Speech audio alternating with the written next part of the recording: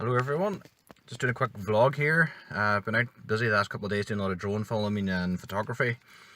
I'm quite tired today, as you may tell by my voice, and my eyes are standing on my head.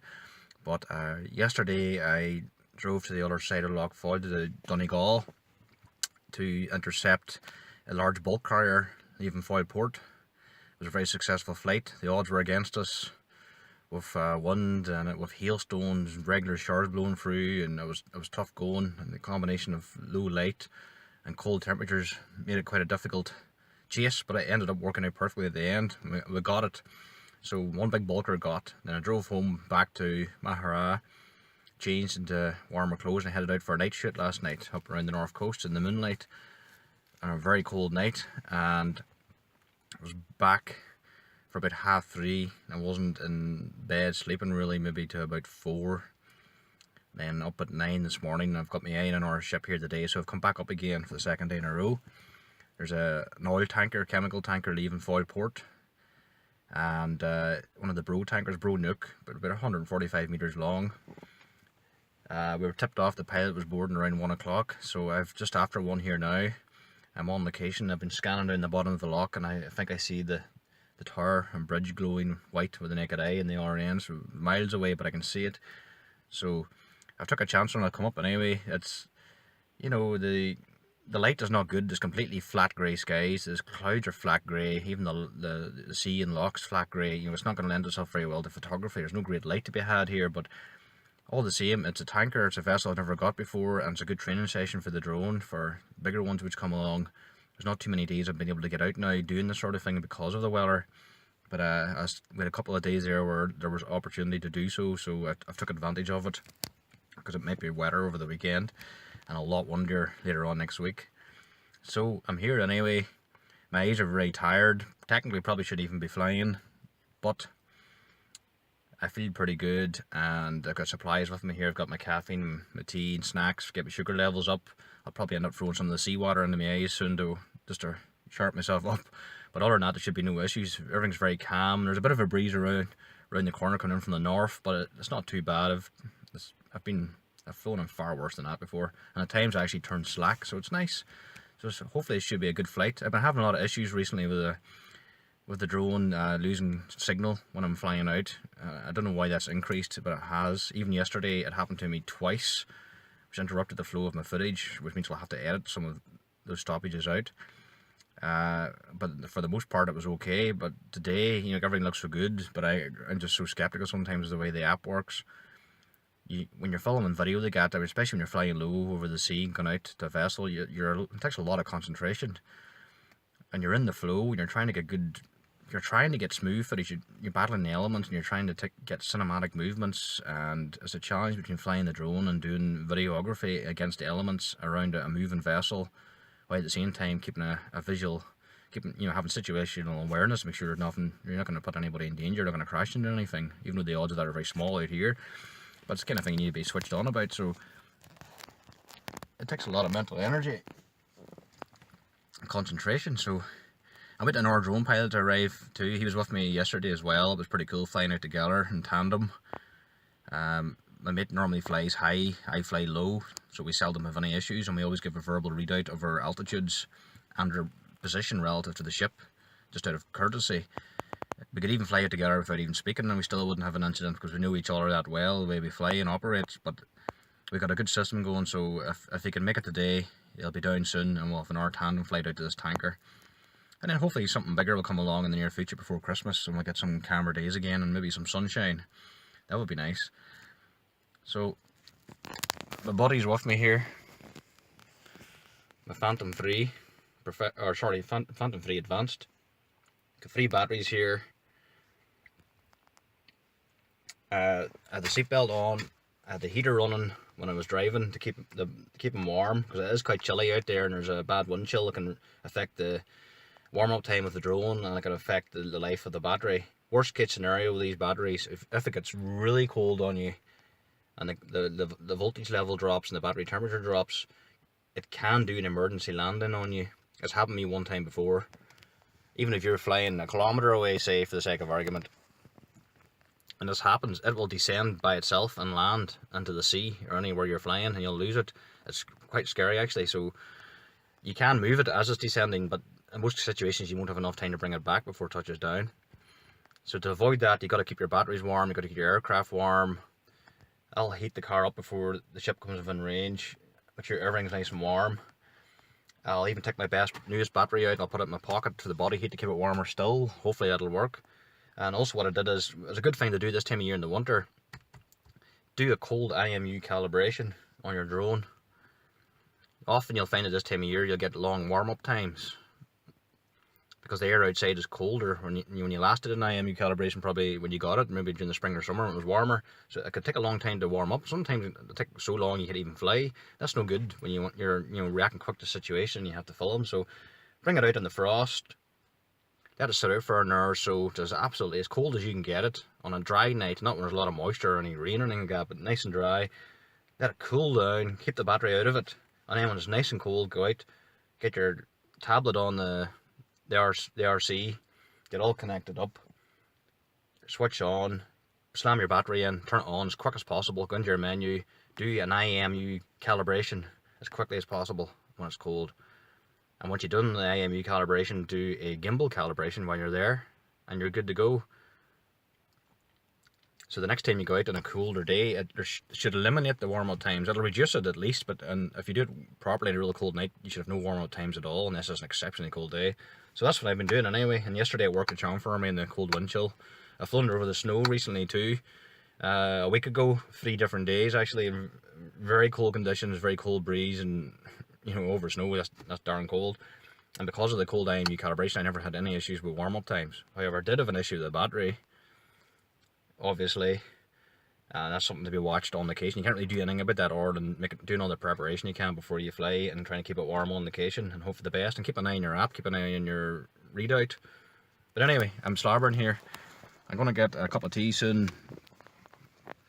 and I can see the ship now.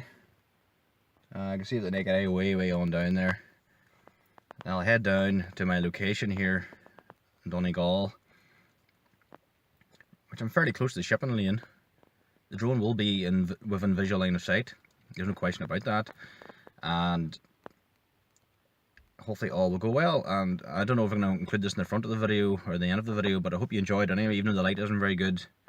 A lot of work goes into these ship chases, into these filming. It's just so much planning. I spend a lot of time looking at weather models, studying wind speed, wind direction with time, the temperature, cloud cover, sunshine, all the factors that will decide whether or not I can fly out any distance, and can I fly safely. That's the most important thing, of course. Can I fly safely?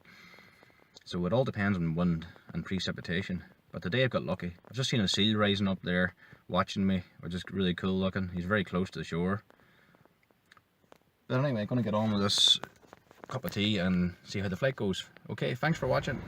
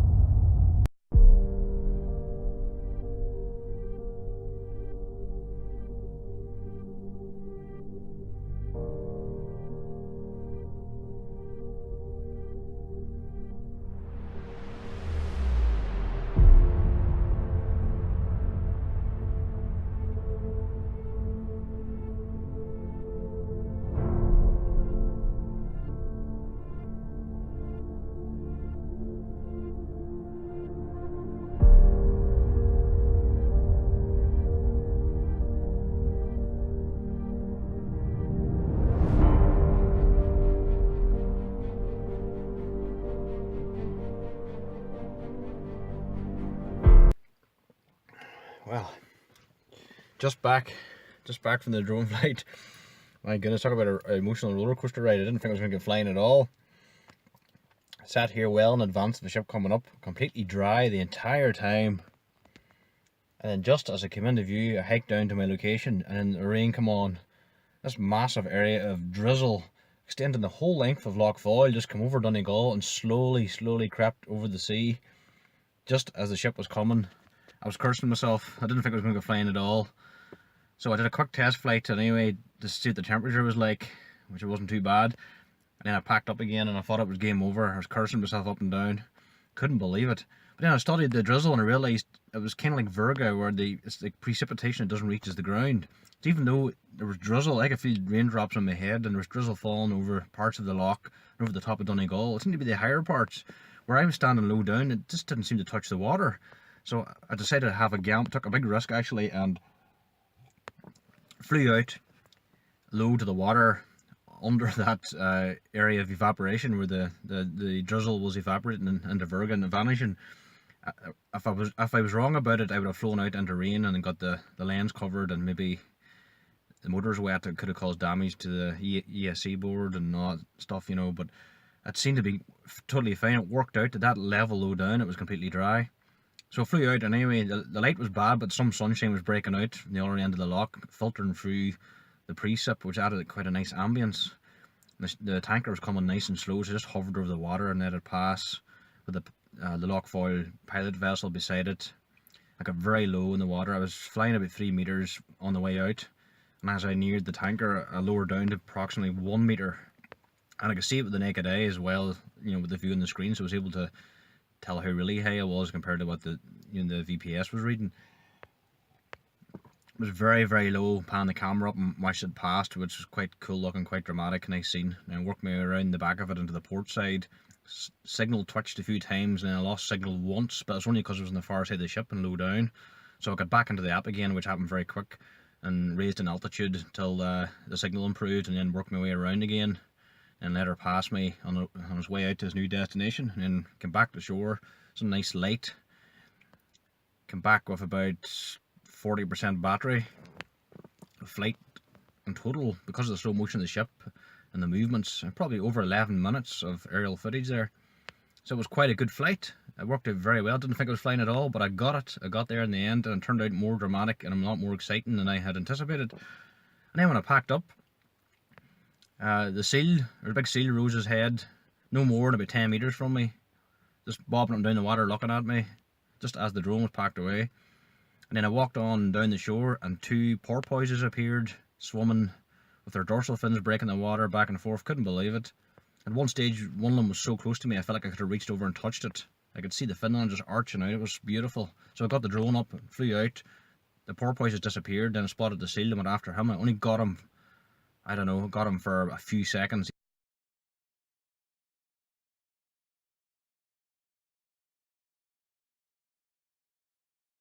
He saw the drone, he took off at high speed under the water, so I tracked him until I could see him no more.